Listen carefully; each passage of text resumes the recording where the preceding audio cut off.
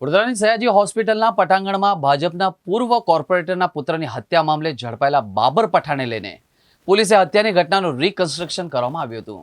સયાજી હોસ્પિટલમાં બાબર પઠાણ દ્વારા હત્યાને કઈ રીતે અંજામ આપ્યા આવ્યું તેની માહિતી બાબર પાસેથી મેળવવામાં આવી. બાબર પઠાણને હોસ્પિટલમાં લાવવામાં આવતા જ હોસ્પિટલમાં સારવાર માટે આવેલા દર્દીઓના સંબંધીના ટોળા એકત્રિત થયા હતા.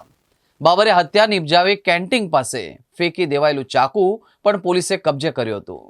આજે વહેલી સવારે એસીપી એવી કાટકડ, રાવપુરા પોલીસ મથકના પીઆઈ તેમજ પોલીસ મથકના સ્ટાફ સાથે આરોપી બાબર પઠાણને લઈને તપન પરમારને જે સ્થળે ચાકુના ઘા મારી મોતને ઘાટ ઉતાર્યો હતો એ સયાજી હોસ્પિટલ સ્થિત કેન્ટીન પાસે લઈ જવામાં આવ્યા હતા અને તપન પરમારની કેવી રીતે હત્યા કરી એ સમગ્ર ઘટનાનું રિકન્સ્ટ્રક્શન કરવામાં આવ્યું હતું.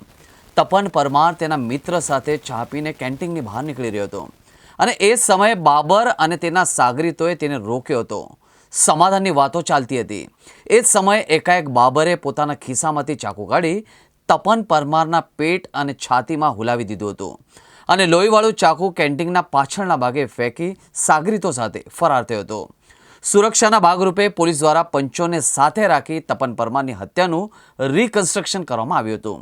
25 મિનિટ સુધી થયેલા રિકન્સ્ટ્રક્શનના સમયે સયાજી હોસ્પિટલમાં સારવાર લઈ રહેલા દર્દીઓના કેન્ટીનમાં ચા પીવા માટે આવેલા સગાઓના જૂજ લોકો એકત્રિત થયા હતા.